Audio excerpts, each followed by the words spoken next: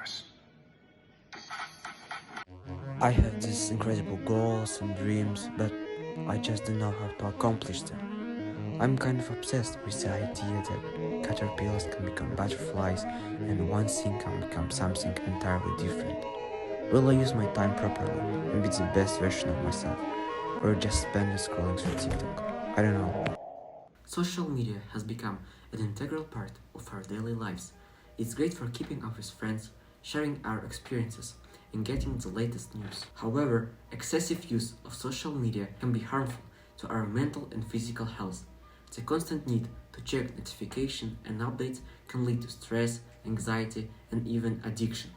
Social media negatively affect our sleep, productivity, and most important is focus. Because when you're a person who can focus on a singular thing, then you have the defined knowledge needed to accomplish your goals. And second, when you're focusing on a singular task and you can do that for a long time, you really start to enjoy the process. Speaking from my own personal experience, I used to spend hours scrolling through my social media feeds every day.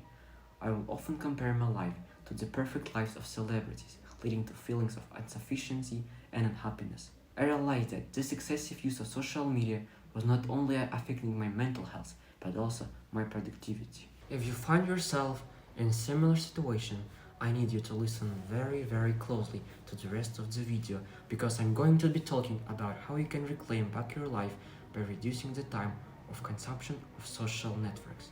There are some ways to improve your digital welfare and mental health, and the most efficient strategy that can help you is the dopamine detox. Dopamine is a neurotransmitter that is released in our brains when we engage in pleasurable activities, such as scrolling through social media feeds. Over time, our brain can become addicted to the dopamine release. Dopamine detox involves taking a break from activities that release dopamine, such as social media, gaming, and even music, for a certain period of time. This allows our brains to reset and reduce the urge to constantly engage in these activities. And there are a few steps you can take to reduce your time spent using social media and gadgets in general. The first step is to be aware of your social media consumption and set boundaries. Try to limit your social media usage to specific times, for example, less than an hour per day, and avoid using it before bedtime. You can also use apps that help you monitor and limit your social media usage, such as screen time on iPhone and Android as well. Make sure you add the screen time widget to your home screen, because it's the first step in realizing you have a problem. For a lot of people, their screen time will be 6, even 7 hours per day, even while they are trying to focus on their homework, projects, and personal goals. The second tip to help reduce social media consumption is to use grayscale mode on your phone. The reason for this is that the bright colors and notifications on these apps can be very visually stimulating.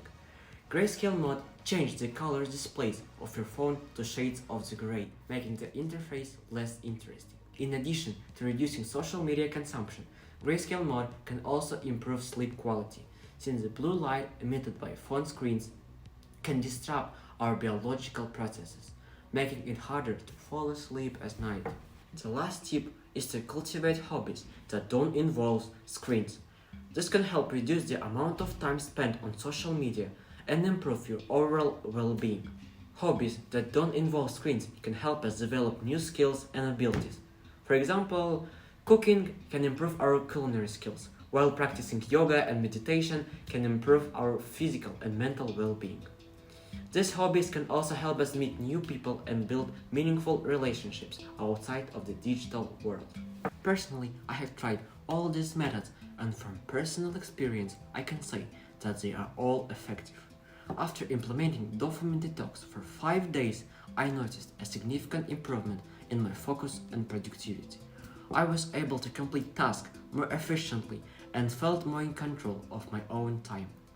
I also found time to practice programming and started taking a new course from Harvard about computer science. Overall, my personal experience with dopamine detox was very positive, and I highly recommend it to anyone. It can be challenging to break habits of constant stimulation and distraction, but the benefits of improved focus and productivity make it well worth the effort. Social media has become an essential part of our lives, but excessive use can lead to negative consequences for our health and digital welfare. By being aware of social media consumption, setting boundaries, and cultivating hobbies that don't involve screens, we can improve our digital and overall health. So let's take a break from social media and start living in the present moment. Just look up to the night sky and you will realize that, yes, we are part of this universe. We are in this universe. And more important than both of these facts is that you can be whoever you want because the universe is in us.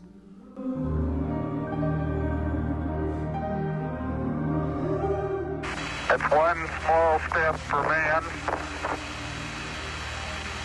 one giant leap for mankind. Oh, that looks beautiful, Freddy. It has a stark beauty all its own.